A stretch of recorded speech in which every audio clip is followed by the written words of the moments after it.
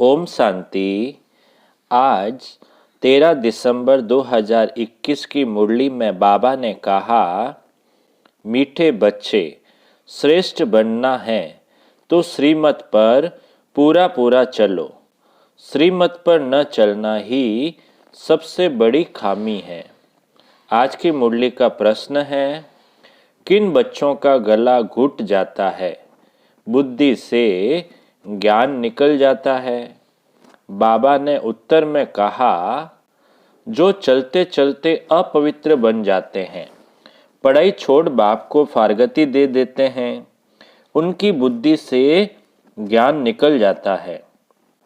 जब तक निर्विकारी न बने तब तक अविनाशी ज्ञान बुद्धि में बैठ नहीं सकता। बुद्धि का ताला खुल नहीं सकता। पतित बनने वालों का खान पान भी गंदा हो जाता है। वह मायावी मनुष्यों से जाकर मिल जाते हैं, फिर गला ही घुट जाता है।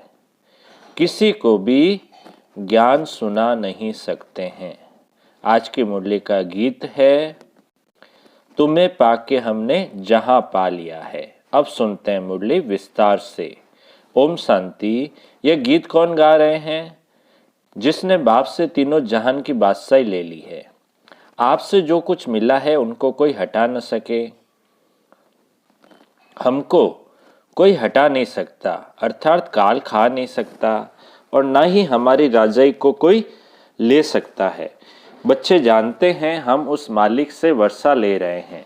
बाप को मालिक भी कहते हैं, लेकिन उस मालिक से क्या मिलता है कुछ भी पता नहीं। मालिक को कैसे हम याद करें? उनका नाम रूप क्या है कुछ भी पता नहीं। मालिक तो सृष्टि का मालिक ठहरा ना। वह हुआ रचयिता, हम हुए रचना। बाबा रचते हैं वारिसों को अथवा बच्चों को, फिर उनको अपना मालिक बना देते हैं। बच्चे फिर बाप के मालिक बन जाते हैं। बच्चे कहते हैं, मेरे बाप की जो जायदाद है उनका मैं मालिक हूँ। बाप तो ऐसे नहीं कहेंगे कि बच्चे की जायदाद का मैं मालिक हूँ। यह बड़ी समझने की बातें हैं। सेंसिबल बच्चे ही समझ सकते हैं। बुद्धि साफ नहीं है तो उसमें रत्न ठहर न सके। बाबा कहते, अगर बुद्धि साफ नहीं है तो उसमें रत्न ठहर न सके। जब देही अभिमानी हो तब रत्न ठहर सके। देही अभिमानी होकर रहना है और बाप से वर्षा लेना है। उस बाप को याद करना है। जैसे लौकिक बाप बच्चों को पैदा करते हैं तो बच्चे मालिक बन जाते हैं। बच्चे कहेंगे मेरा बाप, बाप कहेगा मेरे बच्चे, परंतु बच्चे के पास तो कुछ है नहीं। उनको तो बाप की मिल्कियत मिलती है। बाप कभी ऐसे नहीं कहेंगे कि बच्चे की मिल्कियत मेरी है।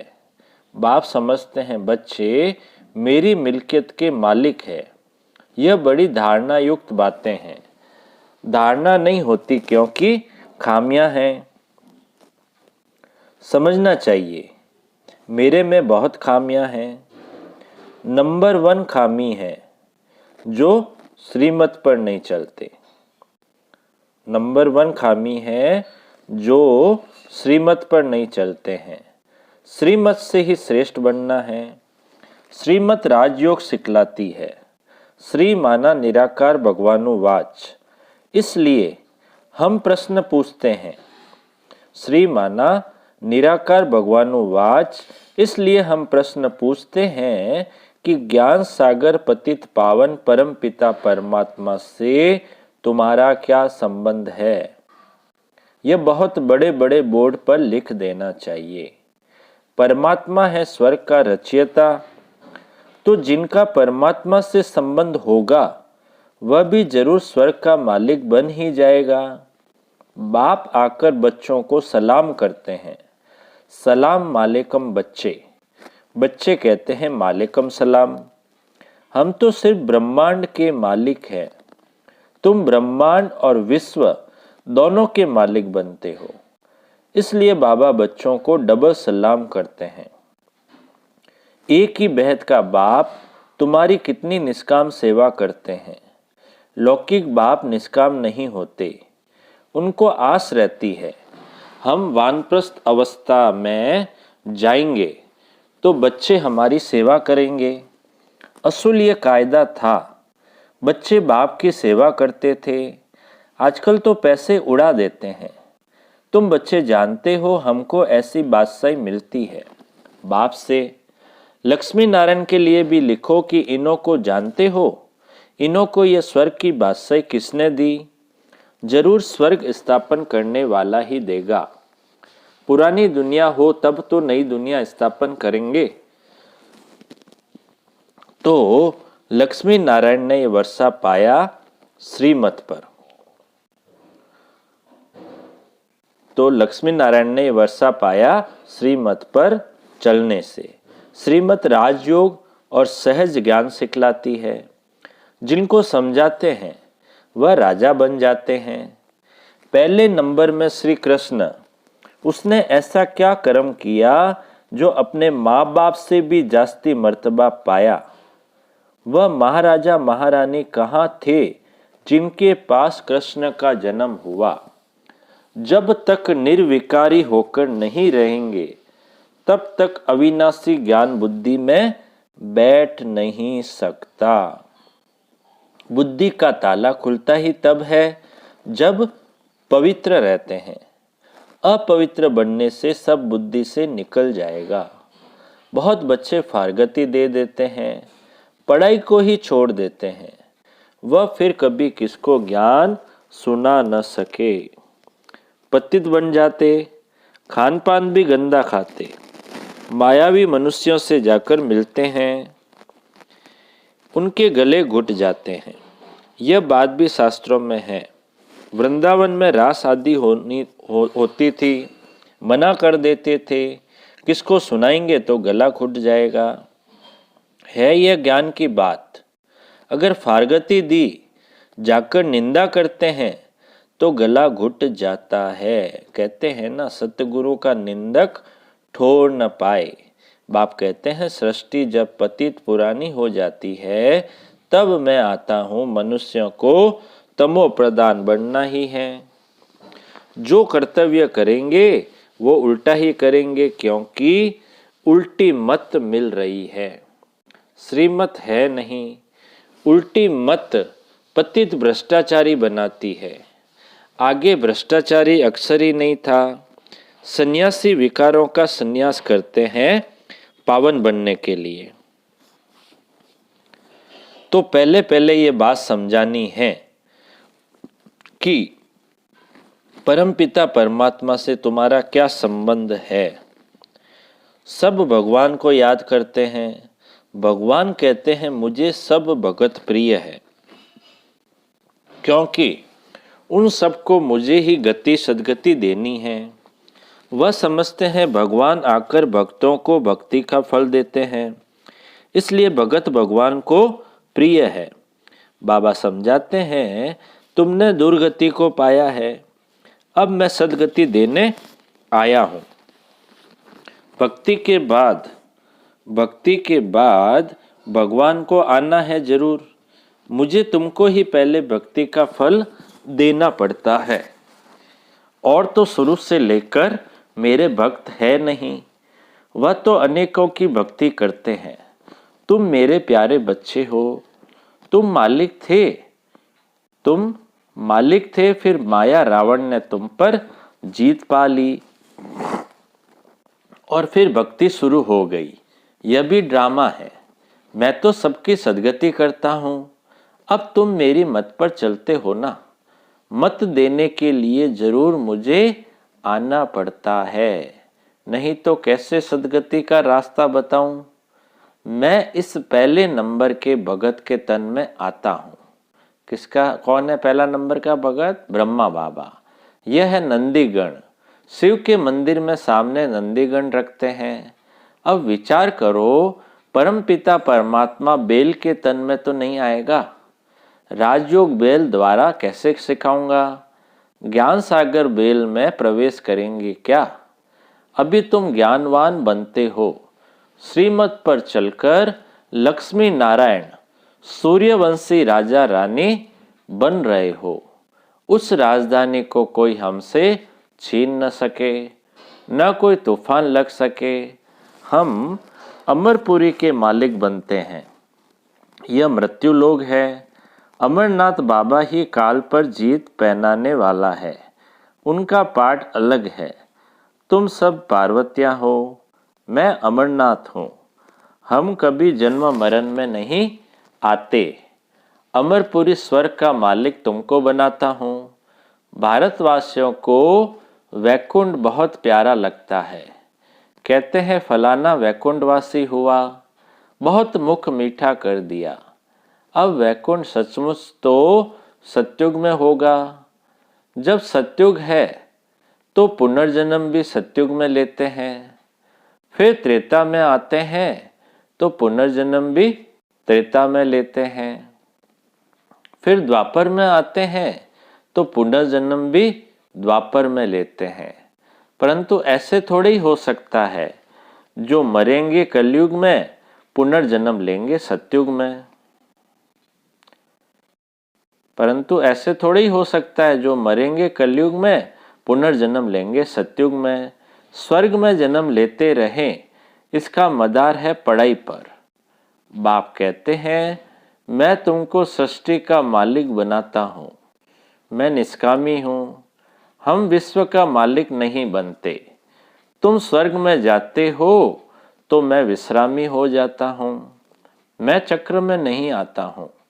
इस ईश्वरीय जन्म के बाद तुम देवी गोद में जन्म लेंगे। अभी तुम जन्म जन्मांतर आसुरी गोद में जन्म लेते हो। भ्रष्टाचारी बन पड़े हो। सतयुग में सब श्रेष्ठाचारी होते हैं। अब तुम श्रीमत से श्रेष्ठाचारी बन रहे हो। वहां विष होता नहीं। या फल भल सन्यासी है, परंतु जन्म तो विकारों से लेते हैं ना। सतयुग में विकारों से जन्म नहीं होता है। सतयुग में विकारों से जन्म नहीं होता है। नहीं तो उन्हों को संपूर्ण निर्विकारी कह न सके। वहां माया होती नहीं। परंतु ये बातें भी जब किसकी बुद्धि में बैठे। अब बाबा कहते हैं बच्चे तुमको घर जाना है, फिर स्वर्ग में आकर राज्य करना है। आत्मा परम धाम से आती है पाठ बजाने। फिर जब तक पतित पावन आकर लिबरेट न करे तब तक एक भी जा नहीं सकता। गपोड़ा मारते रहते हैं फलाना पार निर्वाण गया। बाप आकर सब बातें अच्छी रीति समझाते हैं। पहले पहले समझाओ परम पिता परमात्मा से तुम्हारा क्या संबंध है। दूसरे किसको यह भी प्रश्न पूछने आएगा नहीं। तुम कल्प कल्प पत्थर बुद्धि से पारस बुद्धि और पारस बुद्धि से पत्थर बुद्धि बनते आए हो। यह तो अच्छी रीति समझाया जाता है। परंतु जबकि निश्चय बैठे बरोबर शिव बाबा के हम बच्चे हैं। बाबा कहते हैं मैं अब आया हूँ तुमको सुख धाम में ले चलेंगे। वहाँ यह विष नहीं मिलेगा। मूल बात ही पवित्रता की है। जो कल पहले रहे थे वही अब भी रह सकते हैं। बहुत बच्चियां लिखती है बाबा पता नहीं कब बंधन टूटेगा, युक्ति बताओ। बाबा कहते हैं बच्चे बंधन टूटेगा अपने टाइम पर।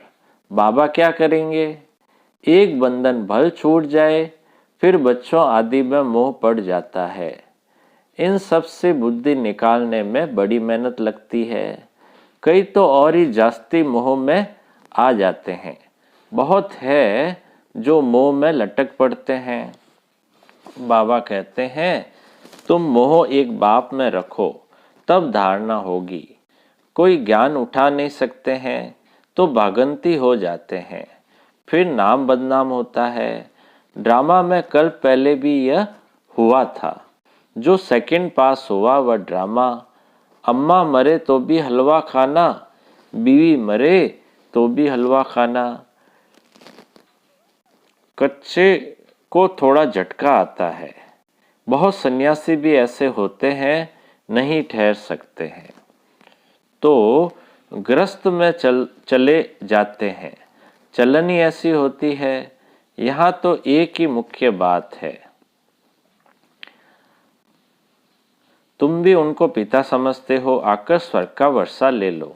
एक ही बात है, सेकंड में जीवन मुक्ति, पिछाड़ी में थोड़ा ही समझाने से मनुष्य झट समझ जाएंगे। अनेक मत है जिससे भारत भ्रष्ट बन गया है। फिर एक ही मत से आधा कल्प के लिए भारत श्रेष्ठाचारी बनता है। श्रेष्ठ जरूर बाप ही बनाएंगे। सबको पार ले जाने वाला एक ही बाप है।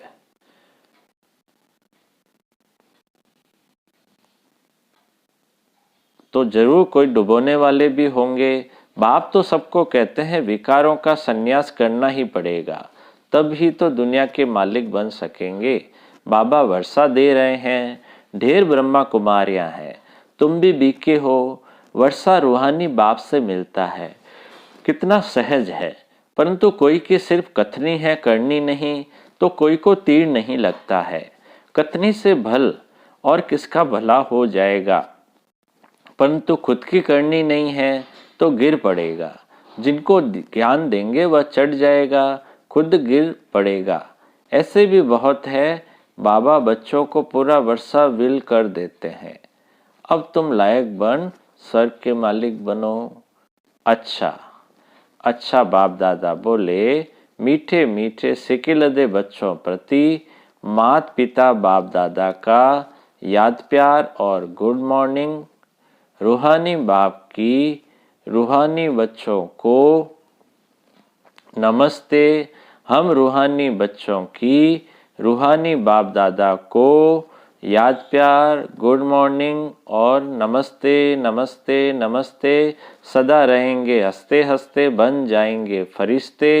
वाह बाबा वाह, वाह मेरा भाग्य।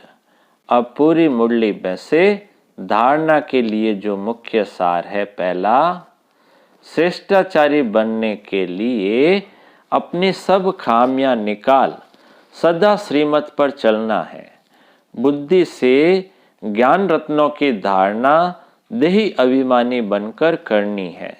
दूसरा पॉइंट है, अपनी कथनी और करनी एक करनी है।